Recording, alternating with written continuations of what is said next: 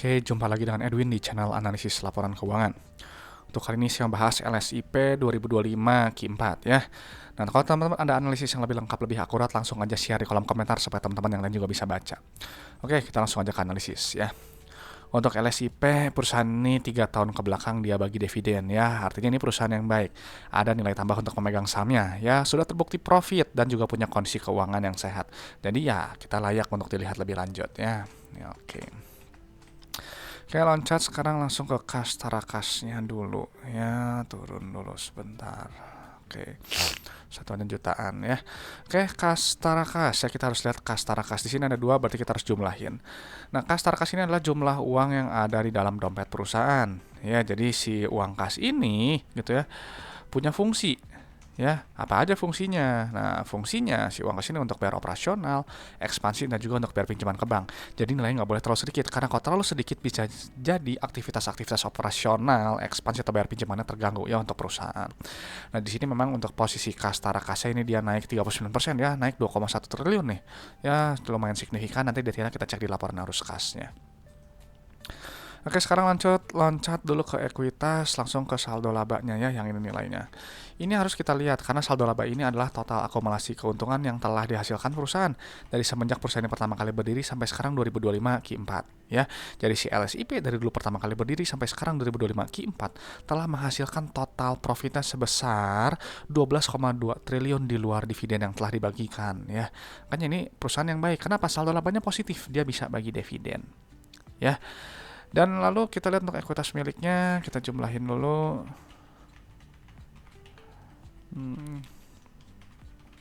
Nah, di sini kita untuk rasio saldo laba terhadap modal awalnya di 7,1 ya. Artinya si LSIP ini telah menghasilkan total profitnya sebesar 7,1 kali modal awalnya di luar dividen. Ya, jadi ibarat teman-teman punya bisnis modal 1 miliar, itu telah profit 7 miliar lebih, 7,1 miliar ya. Jadi makanya ini perusahaan yang baik ya, secara struktur ekuitas ini sangat-sangat baik ya, udah di atas 1 ya, nilainya udah balik modal. Nah, secara PBV gitu ya, ini memang cukup murah ya, di PBV 0,57 dengan potensi profit 74% kalau dia mencapai ke book value-nya ya di 2053. Sekarang harganya 1175 per 27 Februari 2026 ya, dan nilai tambahnya memang dia udah dihargai di bawah saldo labanya ya di 0,65. Sekarang kita lihat untuk ke pendapatannya dulu ya, yang ini harus lihat pendapatan karena pendapatan ini adalah pos keuangan yang menunjukkan pertumbuhan perusahaan ya. Nah, di sini memang kita lihat pendapatan dia naik 949 miliar setara 20%. Nah, ini juga cukup besar nih naiknya, lumayan ya. Baik. Nah, lalu akan dikurangi oleh harga modal barang atau jasa ya, nanti baru kita dapat menghitung laba bruto. Nah, laba bruto ini dia untuk melihat inti efisiensi perusahaan ya, lewat gross profit margin GPM. Jadi misal 41% nih ya, berarti teman-teman jual barang 100.000, itu ambil profit kotornya 41.000 ya gitu. Jadi lihat langsung inti efisiensi perusahaannya ya. Maka carilah perusahaan yang laba brutonya setinggi mungkin, GPM-nya setinggi mungkin sesuai dengan sektornya, karena semakin besar laba bruto nanti juga semakin besar laba bersih ya. Laba bruto kan nanti dikurangi oleh beban operasional, non operasional, beban pajak, nanti baru muncul laba periode berjalan ya, yang ini nilainya. Kita pindahin dulu. Nah, di sini kita lihat untuk kinerja laba bruto dia naik juga ya, dia karena ya pendapatan naik, laba brutonya naik, bagus. Tapi yang menariknya, gitu ya, secara laba bersih dia naiknya cukup signifikannya, naik 27% setara 410 miliar gitu. Nah, secara PER ini memang cukup murah ya, di bawah 5 malah ya, di 4,2. Jadi teman-teman itu PER itu adalah jumlah waktu dalam satuan tahun untuk balik modal berdasarkan earning per share. Ya, jadi kalau misalnya teman-teman beli PER-nya 4 gitu ya, ya holding PER-nya 4 tahun. Gitu ya, beli PER 10 ya holding periodnya 10 tahun, beli PER-nya 20 ya holding periodnya 20 tahun. Paling simpel gitu aja gitu ya. Jadi untuk meluruskan gitu ya, kalau banyak orang yang nanya kan investasi itu untuk jangka panjang, ya jangka panjang sampai kapan gitu, seberapa lama holding periodnya gitu ya. Nah, makanya kita bisa gunakan PER gitu ya. Misal beli PER tadi 4 ya, beli aja, oh berarti holding period 4 tahun gitu ya. Jadi jangan beli, misalnya beli LSIP nih PER-nya 4 ya, beli sekarang, besok udah pusingin harganya turun terus gitu misalnya ya. Kalau Anda fokus ya ke harga gitu ya, saya memang akhir-akhir ini memang banyak menyampaikan, kalau Anda fokusnya ke harga, nggak usah capek-capek analisis laporan keuangan atau belajar fundamental gitu ya, karena nggak relevan pergerakan jangka pendek gitu ya gitu. Tapi kalau memang mau beneran untuk jangka panjang dengan ada waktu yang sudah ditentukan, holding periodnya lama gitu ya, baru fundamental itu penting gitu ya. Jadi memang kita agak sedikit ya, kan banyak yang bilang fundamental is dead gitu ya. Ya saya setuju gitu. Kalau fokusnya harga sama pergerakan jangka pendek, fundamental ya nggak penting gitu ya. Oke, gitu aja, mungkin rada sedikit ya. Sekarang kita lihat ke penerimaan kasnya dulu, yang ini nilainya. Nah, ini kita lihat penerimaan kas, karena penerimaan kas ini adalah jumlah uang yang customer bayar ke perusahaan ya. Nah, kita lihat rasionya harus tinggi seperti ini nih, bagusnya ya. Penerimaan kas naik dan rasionya juga naik nih ya, 111%. Jadi kalau 111% itu ibarat teman-teman jual barang 100 juta, customer bayar 111 juta. 11 juta lebih tinggi. Nah, 11 jutanya itu adalah piutang yang mungkin sebelumnya belum tertagih ya. Jadi ingat, kas itu tadi punya fungsi untuk ini semua ya, untuk aktivitas-aktivitas perusahaan. Sekarang kita gunakan untuk bayar operasional dulu ya. Nanti muncul nilai CFO yang ini, nilainya wajib positif seperti ini ya. Kalau dia positif artinya bisa menghasilkan uang tunai. Jadi uang itu nggak habis hanya untuk bayar operasional aja ya.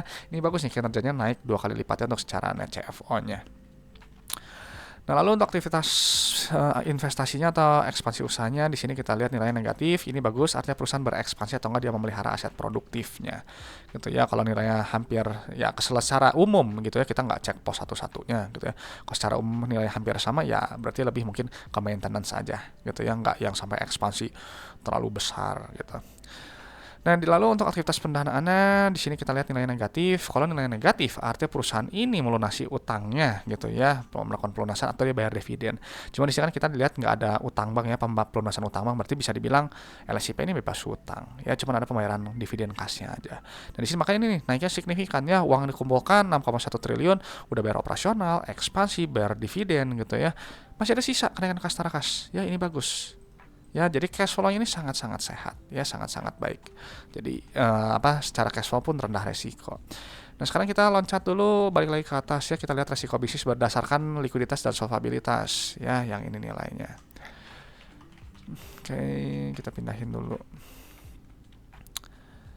Ini kita sama yang turun ya, sedikit ya, ada yang nanya ke saya, Pak Edwin ini kok agak aneh ya menilai resiko bisnis kok dari likuiditas. Ya, memang cara saya seperti ini gitu. Jadi jangan ditiru gitu. Saya melihat kelancaran pembayaran utang perusahaan gitu ya. Jadi kalau misalnya utangnya terlalu tinggi pun ya kan resikonya justru sangat tinggi ya. Takutnya nanti PKPU gitu ya. Jadi kalau PKPU ya berarti kan ada masalah gitu. Jadi untuk melihat resiko bisnis kan itu banyak macam-macam ya. Resiko bisnisnya bisa dari sisi utang, bisa dari sisi mungkin aktivitas operasional gitu ya, mungkin bisa jadi manajemen gitu ya. Kalau misalnya manajemennya agak beresiko gitu ya, maksudnya mungkin kurang benar gitu ya, kan jadi banyak gitu ya. Jadi gunakan gitu analisis resiko yang memang biasa teman-teman gunakan. Nah, kalau saya biasanya sih pakai ini aja, likuiditas dan solvabilitas saja, simple. Dari sini kita lihat untuk rasio lancar ini di 9,45 ya, ini kuat sekali gitu meskipun kesannya jadi kurang produktif gitu, kurang produktif dalam memanfaatkan aset lancarnya ya. Rasio kas juga ini sangat kuat ya, 8,2 gitu. Nah, untuk short term debt ini bebas hutang ya, jadi ini secara likuiditas ini rendah resiko, cash flow juga sehat ya. Nah, selanjutnya untuk liabilitasnya jangka panjangnya kita pindahkan dulu angkanya.